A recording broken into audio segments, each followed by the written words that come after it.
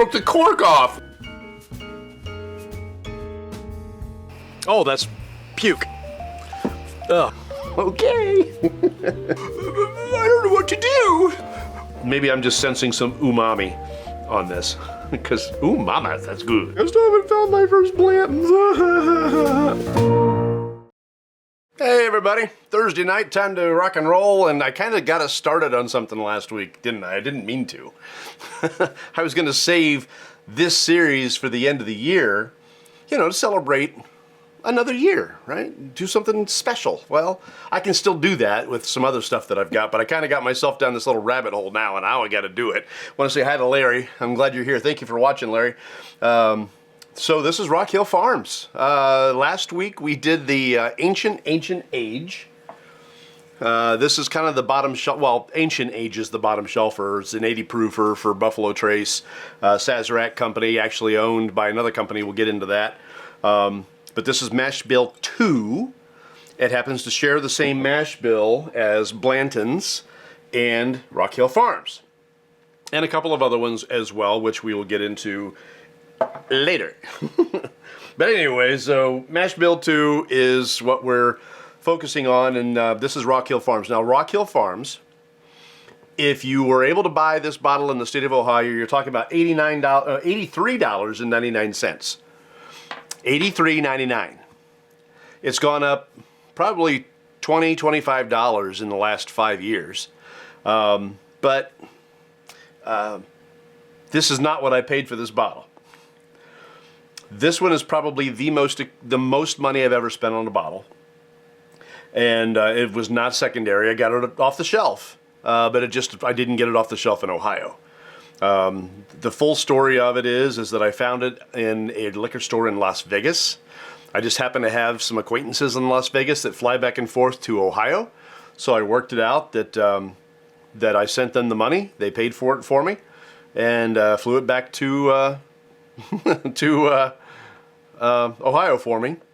I picked this up. This would have been in February of 2023. And they had owned it. They had it in their possession for like 6 months, and I was really happy they didn't open it because they could have. And this is Rock Hill Farms. You don't find this everywhere. This thing had plastic from here all the way down. I mean, layers and layers of plastic. So I'm glad I pre-opened it. I love the pourer. That's actually a really nice pourer. I like the design of the bottle so far. So let's just get into this a little bit while this sits and rests for a minute. A lot of people like to let it sit 15 minutes. I don't know why I did that. Oh well. Now let's let it breathe. I'm not going to let it sit that long because we don't have that kind of time. Sazerac owns. It's made and distributed by Sazerac. How's that? Not actually owned by them. The distillery where it's made is Buffalo Trace. This is a single barrel, and you'll find that a lot of the things from Mash Bill 2 are single barrels. This, the Hancock Reserve, the Blantons, and Elmer T. Lee, all single barrels. The only one that isn't is the Ancient Age. Now, they used to have a single barrel, but not anymore. I think. Maybe. I don't know, they had a 10-year. I don't know if they had a single barrel. They had a 10-year. I don't want to talk outside my knowledge. So this is 100 proof. It's bottled in bond, believe it or not. I don't know if it says it on the label. But I read all these horses all over this thing. It's a really pretty bottle. It does not claim to be bottled in bond on the bottle, but I read somewhere that it is. Maybe it's just 100 proof and not bottled in bond, but I'm just, again, not talking outside my sphere of knowledge or research, just telling you what I read. Let's see here. The mash bill is undisclosed. However, I found a website that was pretty certain that Buffalo Trace's mash bill number 2 is 87.5% corn, 9% rye, 2.5% malted barley. Now, they call that the high rye mash bill, and it's only 9% rye. So you rye haters out there may really like this one. No age statement disclosed, but the prevailing wisdom online is this is an 8-year. It sits for 8. Let's see. And I already said it's $84 in the state of Ohio, but that's not. It would have been nice to only pay $84 for this. It's named for the rich farmland along the Kentucky River. Rock Hill Farms is part of Buffalo Trace's Bourbon Mash Bill 2. With the exception of Ancient Age, Mash Bill 2 based bourbons are again composed of single barrel offerings. This one, the 100 proofer, was the highest proof mash bill number 2 that was sold in the U.S. until 2020 when Blanton's Gold went higher as far as that mash bill 2 on the proof. Otherwise, the two main differentiators behind all these single barrel bourbons that are put out in mash bill 2 are how long they sit and their varying proof and how long they sit in the warehouses and what warehouses they sit in. And whether or not they're moved around and things like that. So now let's get into the ownership of this thing because it's kind of interesting and there's a lot of really sordid, convoluted stuff here. While the Sazerac Company distills and markets bourbons from Mash Bill 2, they don't own the mash bill. They don't own the bourbons. They have the exclusive contract, the exclusive license to distill it and market it. But the Blanton's brand and the rest of Mash Bill 2 is owned by Age International, which is a subsidiary of Takara Shuzo, a Japanese company, which is why Blanton's has more variety in Japan and sells very well in Japan than in the U.S. We've got straight from the barrel, we've got Blanton's Gold, and we've got this Blanton's. And occasionally we see another one, but in Japan, you can find some other types of Blanton's. Not a lot of different types, but a couple extra, particularly duty-free. It's in their airports. In 1929, George T. Stagg Distillery was purchased by Schenley Distillers Corporation, and if you haven't ever checked up Schenley, they had their fingers in everything, and their marketing practices weren't necessarily above board all the time. I mean, they were involved in pepper. They got James Pepper. They were all over the place. They were in everything. Kind of a rabbit hole to go down, but they played a little bit of shady stuff here and there. In the 1982-83 timeframe, Schenley sold the distillery and Age International was formed. Blanton's was released in 84. Rock Hill Farms first released in 1990. Both quickly became a huge success in the Japanese market. In 91, Takara Shunzo, the Japanese company, bought Age International and sold off the Buffalo Trace distillery to Sazerac. But when they sold that off, they kept Blanton's, Ancient Age, Hancock Reserve, Rock Hill Farms, and Elmer T. Lee. They kept Mash Bill number 2, and they kept those brands. They continue to own those brands and Mash Bill number 2 today, even though Buffalo Trace distills and bottles their product for them. Kind of convoluted, and it's not something a lot of people know. I didn't know it. I had to do the research and look at it. Okay, so the fact that they don't own it, maybe why they don't make a big deal about it. I mean, Rock Hill Farms, this goes for several $100s on the secondary market. You'd think that they would want a piece of that, but they don't own it. So that might be why they don't market it that much. All right, let's get into it.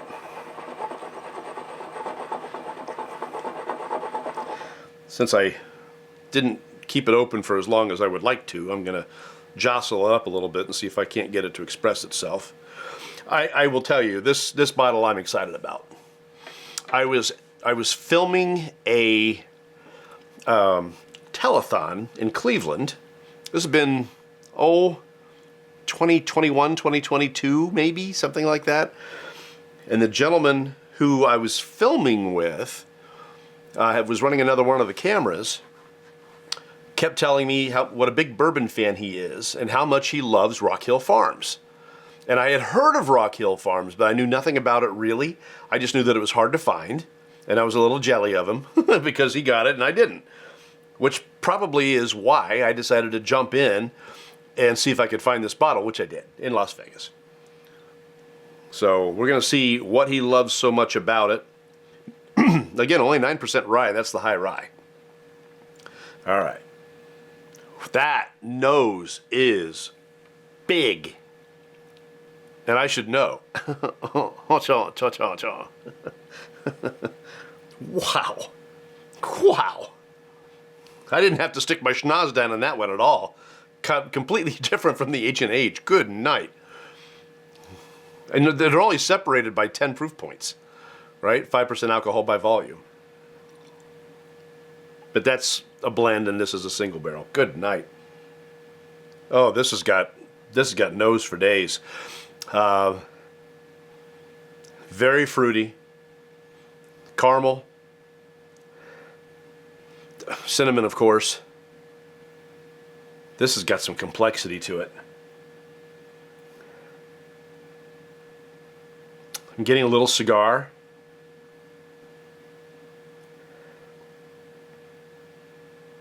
I am getting a nice vanilla note. Very nice note, actually. I'm looking for honey. I'm not finding it. Looking for creme brulee or graham cracker, not finding it. Maybe a little butterscotch. So I did some looking and I found a review, and this is what they said. The nose opens with light summer cherries, berries, baked apples, and light hay. I'm not getting the light hay at all. I'm not getting that at all. I did get the fruit notes, but I wasn't able to really necessarily tell you what it was. Then vanilla, cinnamon, charred oak. Not getting the charred oak. No, the oak is completely buried in that. I'm also not getting any ethanol. I'm not getting any of that astringency on the nose. All right. Down the hatch.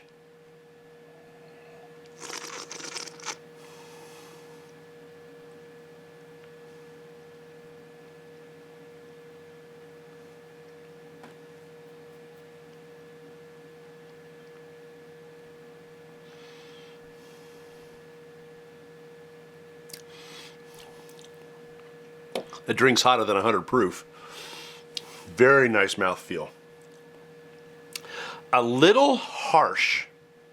Like sometimes, like for instance, we talked a little bit about the E.H. Taylor small batch. No, I'm sorry. E.H. Taylor straight rye a number of weeks ago, and I told you that was probably the smoothest, most creamy mouthfeel I've ever had. It was like drinking a cloud. This is the opposite. This is like drinking a thunderstorm. It's got a beautiful viscosity, beautiful bloom, started in the front and just moved back and spread itself out. It was gorgeous. But there's nothing smooth and soft about this mouthfeel. It hits you hard. It hit me hard, let's say it that way. It hit me hard, and it reminded me actually of the mouthfeel of Evan Williams' Bottled and Bond, the white label. I've always thought that one had a harsh mouthfeel. I thought it kind of hit hard, and that's kind of the way I feel about this one. That's not to say that it's a bad thing. I don't dislike it, but I'm very, very surprised it only has 9% rye in this thing. It drinks like a higher rye for sure. All right, let me get back into it now that initial shock is gone. And again, I'm not getting ethanol at all. There's nothing astringent about this. If it sits in the barrel for 8 years, it's taken every advantage of all that 8 years. Somebody else I read said it's a 4-year plus. If the prevailing wisdom online is this is an 8-year, I'm going to go with that. Obviously, I don't know, and they don't tell you, which they don't have to tell you over 2 years. But, okay. All right, let's get back.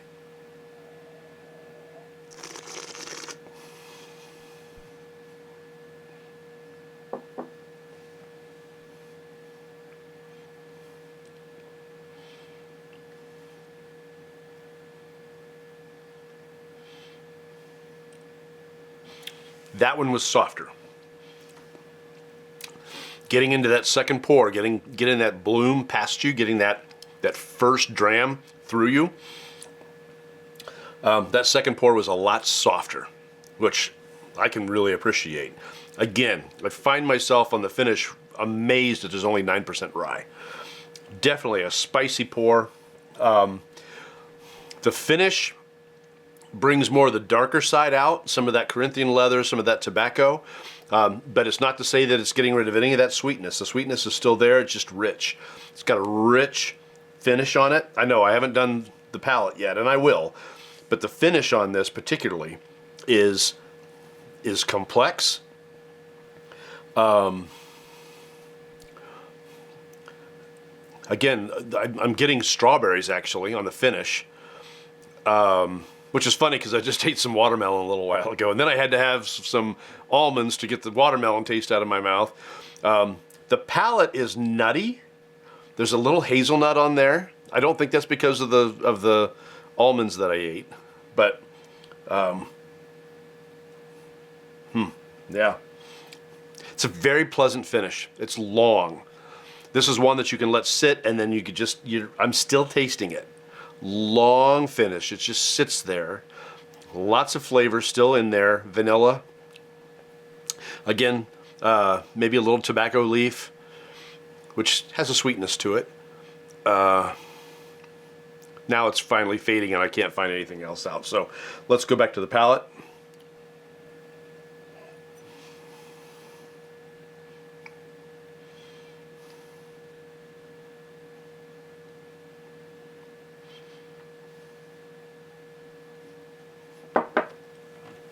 This is complex.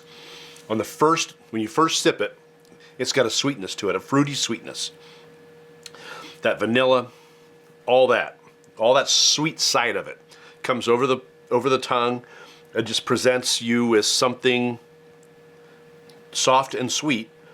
And then as it sits there, it tends to change, get a little more earthy, a little more nutty. The softness stays. The bloom takes over again. You get a little more burn. Then you start getting into some of the darker fruit notes, like maybe raisin. What the reviewer said,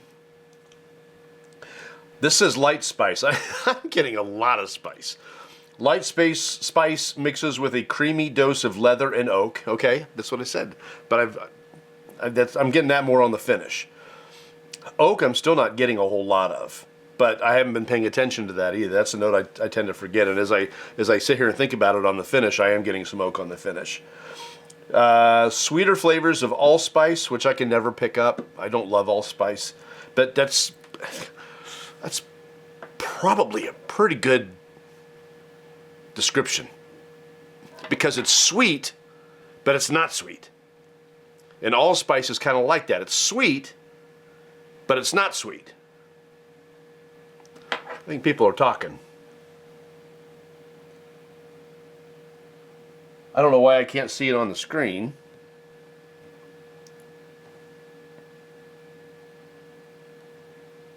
Yeah, I don't know. Kevin's talking. Says, nice. Love Rock Hill Farms. Had a pour at Bar's Public House. Okay. I don't know why it's not showing up on the old thing. Let's kill the stream and, well, not here.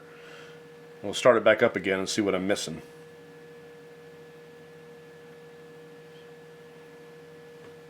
Ah, there we go. You're back. Hey, Shala's watching. Hey, Shala, Kevin. I'm glad you guys are here. And Larry, of course, thank you for joining us. All right, let's get back into this. So they say allspice, vanilla sticks, toasted sugar, and a light hint of cocktail cherries. I will go with the cherries. I will agree with the cherries. Because, again, the cherries tend to be tart. And while there's a sweetness to this, that vanilla, beautiful sweetness, there is a slight earthy tartness to it.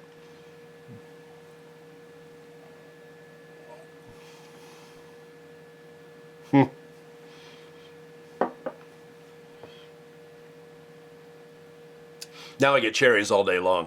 Isn't it funny how you can be persuaded? The finish, what they said, rye spice, hints of creamy vanilla, oak, yeah. The rye spice is the constant as a long lingering combo of toasted oak and rye spice hangs on. They talk about vanilla and evergreen. I don't get the evergreen.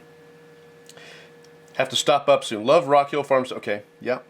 Yeah, I do. I need to get back up there, Kevin. I need to get up and spend some time with the Maumee Valley Whiskey Society and Bars Public House. I need to get up there. I do.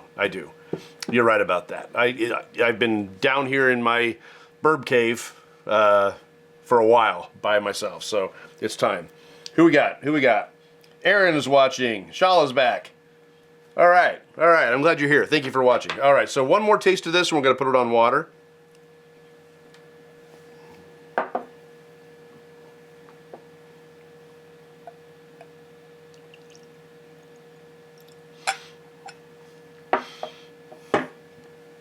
This is, I love a complex pour. I love one that it just tastes like they have this and this and this and this and this and this, and they're bringing it all together. Sometimes when you put it on water, that whole experience of bringing it all together brings it all together so much that you lose the different notes. You lose that complexity. You lose the changes because it's all kind of emulsified into one sip, which is why I didn't go crazy with that pour. Plus, this is the only bottle I got, and it may be a long time before I buy another one because that was expensive. That is the most expensive bottle I have ever bought. Not because it's expensive, it's only $84 MSRP in state of Ohio. But that's not what I paid for it. Not what I paid for it. Fortunately, I know there are a lot of bottles out there that are for thousands of dollars. I went nowhere near that. I have my standards. Open this up with a little wah-wah. Little H2O. So wah-wah comes from my childhood. I used to call it a dinky wah-wah. When I wanted a drink of water, I would call it a dinky wah-wah. And the reason I tell you this is because I got to tour a new daycare facility today. Part of my business, part of my the stuff that I do is I'm a reporter, and one of the things that I do. And I was asked to check out this new place that's going to have an open house for their new daycare center. All new construction, beautiful. And they had the little toddlers in there. And there was a little toddler, and he's laying in there. And you know how when kids sleep, they sleep like on their face with their butt up in the air? Oh my gosh. It was the cutest thing. And then I turn around, there's another room full of sleeping toddlers, and there's a little girl with her butt up in the air and her face sleeping on her face. Oh my gosh. Do you remember when you could sleep on your face with your butt up in the air? I remember when I did that. I slept like that. I can't do it anymore. Not comfortable anymore, but it sure was then. I don't know why. Sleeping on my face. I so love it. My butt up in the air. Just the funniest, it's the cutest thing I ever saw. Well, it's not the cutest thing I ever saw, but it was the cutest thing I saw today. How's that? Oh my. All right, so little Rock Hill Farms on some water. Didn't change the nose really. Maybe brought it a little more sweet. You don't expect that stuff to change the nose, but occasionally it can when you have a very, very complex pour. And this, you know, I've heard people poop all over this because they don't like mash too. This is good. This is good. This is going to be one of my top pours of the year right here.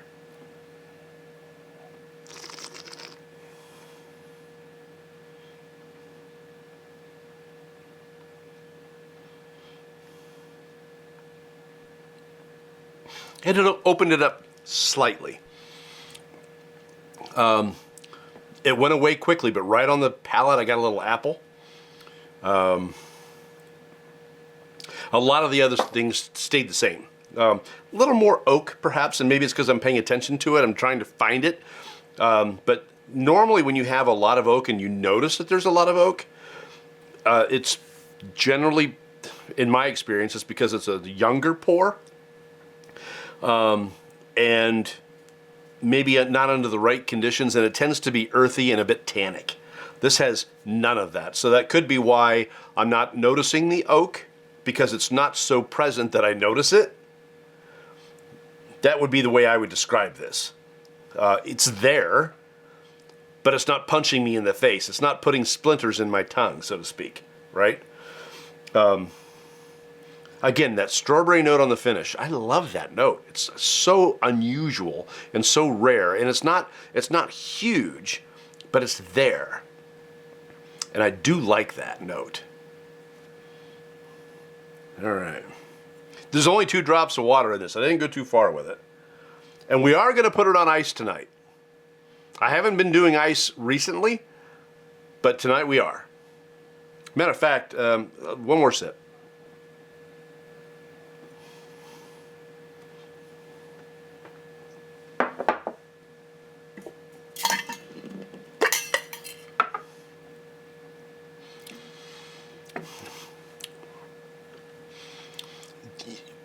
This is a bizarre note. And it's not the way I would characterize this note normally. Sometimes I get a little bit of mint on the palate. And it's normally right in the center of my tongue. But there's a difference. Now, follow me here. This is going to be a little difficult. This is new. This is something completely bizarre. There's a way that mint tastes. And then there's a way that mint feels. If you can remember how the way a mint, like let's say it's a Altoid, right? Pretty intense mint. If you were to remove the flavor from that and only go with the way that mint feels, the way the mint feels is the way that last sip felt throughout the top of my palate on into like up into my cheeks and around the back of my tongue. I didn't taste mint, but I felt mint. I hope you understand what I'm talking about, because this is a very bizarre way to describe it. I know it. All right, so for those of you, Kevin, I don't think you've seen this yet. I have to show you. Oh, I can't see it. I got to see it. Make sure I'm in the right place here. I think this is it. All right, you haven't seen the new theme for the ice sphere, so here it is. Gorgeous ice sphere. It's a gorgeous ice sphere. Yeah. So gorgeous and so icy and so round and so very, very gorgeous. It's so stupid. So fun, though. I mean, look at this thing. It's been sitting in the fridge for a few weeks, or freezer for a couple of weeks. Really gorgeous. Nothing like putting your most expensive bottle on ice. I know.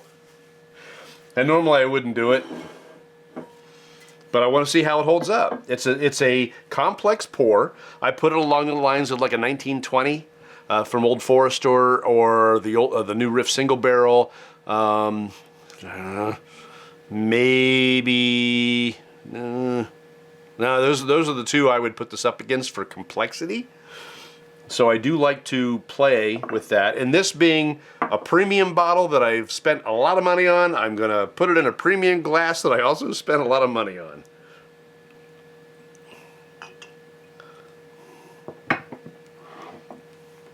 Kevin's talking. Kevin says, need the finger stir. I know. You know what? That's funny. So that entire intro was done with AI. And I tried to have the redhead stir with her finger, and I just could not do it because AI, it's getting better, but AI does not do fingers very well. That was unsettling, to say the least. To see that beautiful, not real redhead do whatever she was doing to that ice cube with whatever that was on her hand.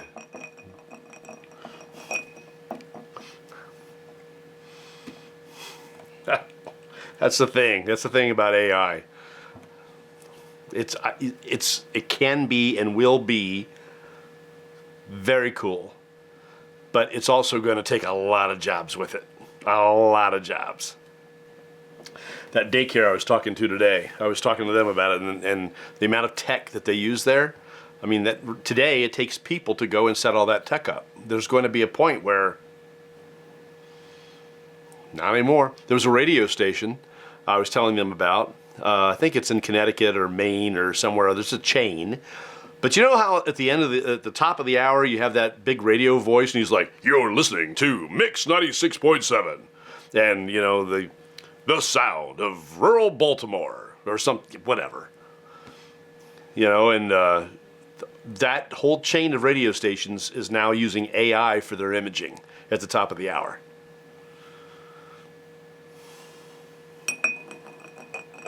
How long? Because right now, radio hosts are syndicated throughout the U.S., right? There's a country one, Big D Bubba, something or other, and there was another one for adult contemporary radio, and those guys out of Indianapolis, Bob and Tom, they were syndicated in morning shows all over the place. But the rest of the day is pretty sedate, right? Somebody comes on and says, "You're listening to blah, blah, blah. That was blah, blah, blah, such a song. Coming up, we're going to have the Foo Fighters and Gin Blossoms." And I know this is 90s. And some Toto. That's all coming up next on Mix 96.7, right? How long will it be that guy, that voice that you hear on the radio, all computer generated? It's coming. I guarantee it. Radio is cheap. They don't like to spend a lot of money, and they have investors. So you better believe it. There's going to be a time when you're going to turn on the radio and you're going to hear this great voice, and it's not going to be real.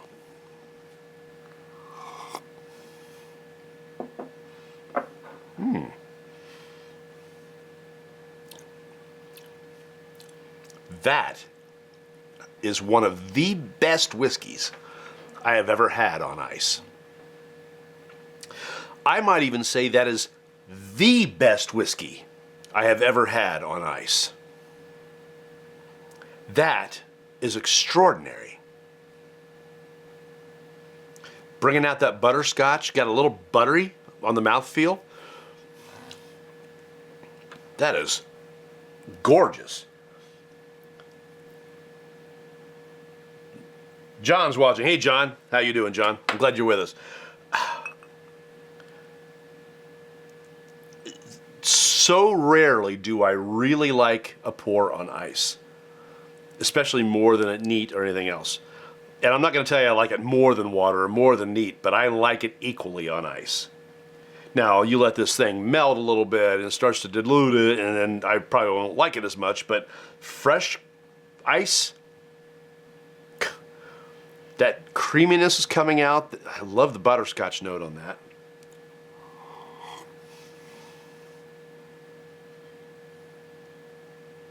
It brought out all the sweetness and killed all the darkness. Everything that was, and it was never tannic, but everything that was dark, the dark fruits, the dark cherries, the whatever, is gone. And now just the light side of things, the sweet side of things is here. So that's a beautiful pour. That is a beautiful pour. Okay.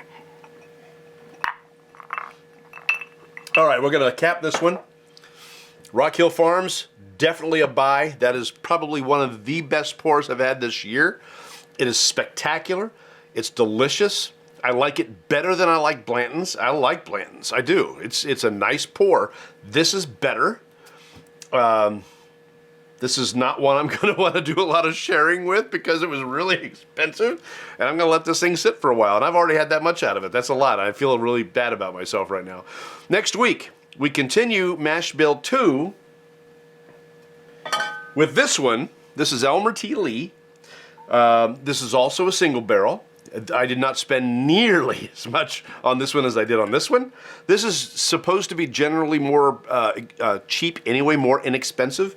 But the Elmer T. Lee, this one I picked up in Michigan at MSRP. I had a friend.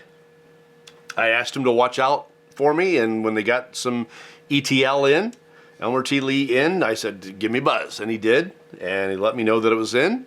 And he saved this one back for me, and I won't tell you what store it was. I won't tell you what town it was. I will tell you it's not in Ohio. And I went up and I got it, and here it is. And I've never opened it. I've got a sample of ETL up there, but I've never opened that either because I didn't want to spoil it. I didn't want to try it until I did it on the Bourbcast. So I do not have the Hancock Reserve. So we did the Ancient Age, we did the Blantons with the Ancient Age. I wanted to put them back to back.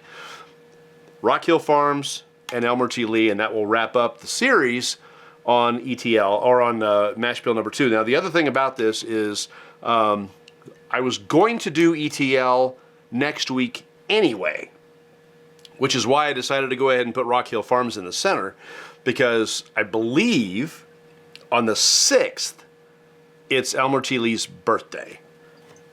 I think that's what I saw. I'm not going to spend the time to go look.